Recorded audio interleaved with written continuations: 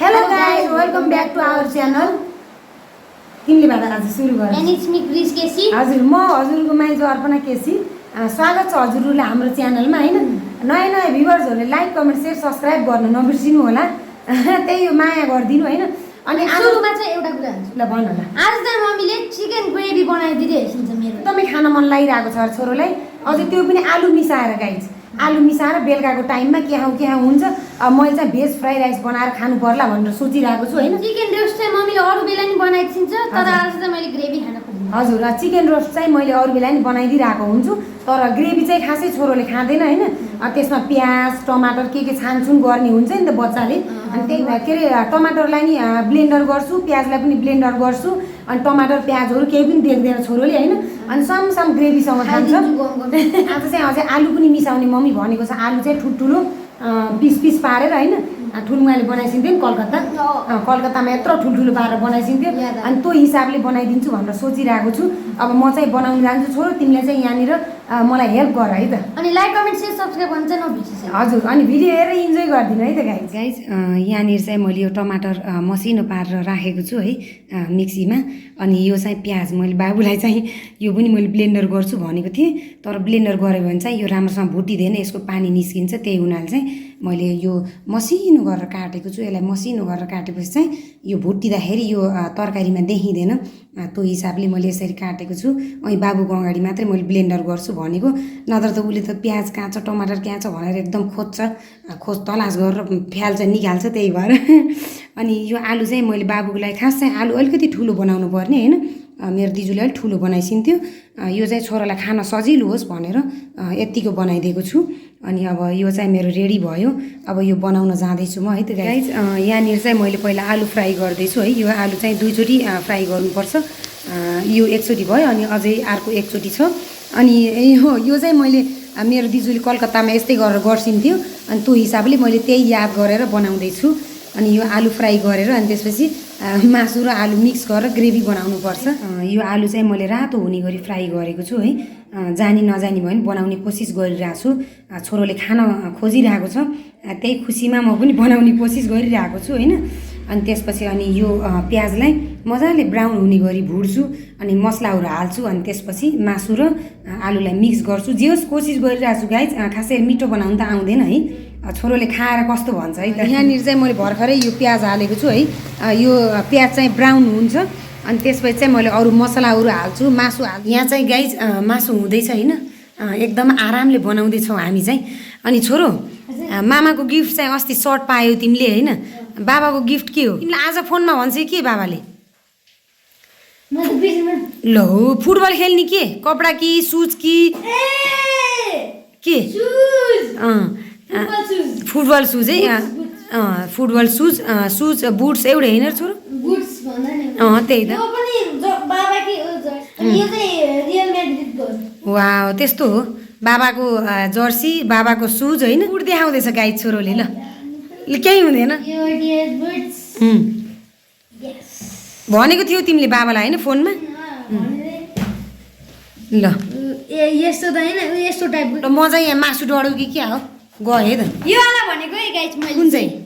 यो मैले सबै चिज राखेँ हैन। त्यो राखेको चाहिँ देखाइ नि किनभने एउटा रेसिपी जस्तो हुन्छ, नजानेको रेसिपी जस्तो हुन्छ हैन।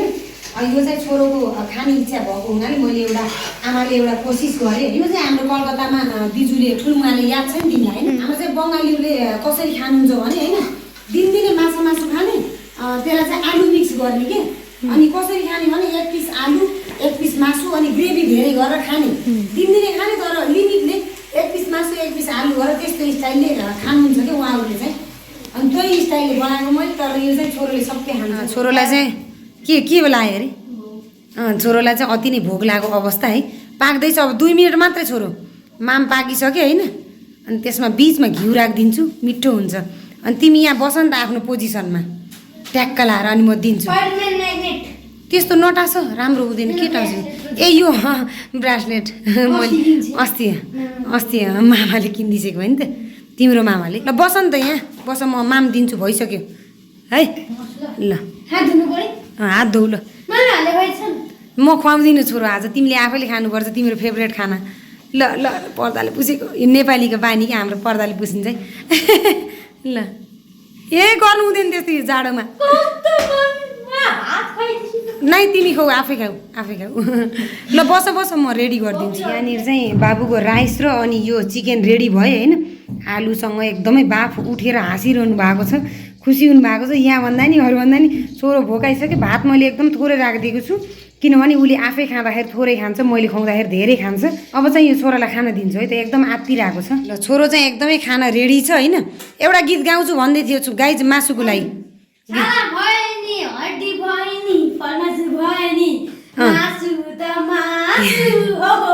भगवान् आज पहिलोचोटि खाए जस्तै भयो नि छोरो बा हुन त खाने मान्छेलाई मनपर्छ होइन खानुपर्छ आफ्नो आफ्नो इच्छा मन लागेको चिज खानुपर्छ होइन ल खाउँ त बिस्तारै बाफ उठ्दैछ बिस्तारै खाऊ छोरो है ल गीत फेरि यस्तो डेन्जर छ छोराको मासु त मासु हो रे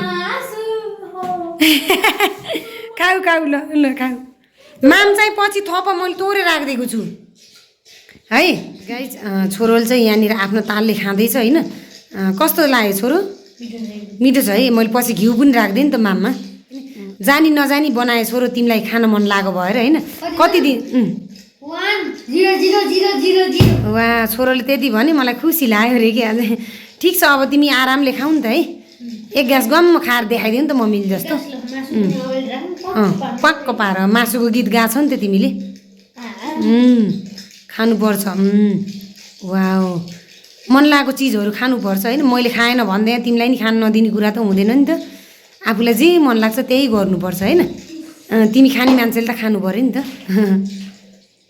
गाइस ल ल खाऊ खानु मन लाग्छ मैले भिडियो इन गर्छु अनि खाऊ मन लागेको चिज खानुपर्छ तर नपोखी खाऊ हस् छोरो गाइस छोरोले चाहिँ अगाडि खाँदैछ मैले चाहिँ भिडियो इन गर्छु भनेर होइन मेरो लागि चाहिँ त्यो प्याजहरू आलुहरू रेडी छ अब सोयाबिन रेडी गर्नु बाँकी छ किनभने मैले भेज फ्राइड राइस खान्छु भनिरहेको छु अनि कस्तो लाग्यो आजको भिडियो कमेन्टमा गएर भनिदिनु जानी नजानी कोसिस गरेँ मैले होइन याद गरी छोराले मलाई 1 मा 000 दियो कति दियो 100 दियो कि 1000 दियो जे भयो नि लाग्दै हौ मलाई त्यही खुसी त्यति भएपछि अनि हजुरहरू पनि भिडियो हेरेर इन्जोय गरिदिनु है त गाइज अनि आजको लागि चाहिँ म बिदा हुन चाहन्छु मेरो खाना पनि पछाडि रेडी गर्नु छ भेज फ्राइड राइस अनि आजको लागि चाहिँ बाई बाई जय शम्भु गाइज यो चाहिँ मेरो फ्राइड राइस हो है मैले भर्खरै बनाएको हजुरले देख्न सक्नुहुनेछ यो चाहिँ एकदमै थोरै छ है थालमा हेरेर नि देख्न सक्नुहुन्छ एकदमै थोरै खाएर इन्जोय गरेर म पनि अब सुत्नुपर्छ किनभने भोलि बिहान छोराको स्कुल छ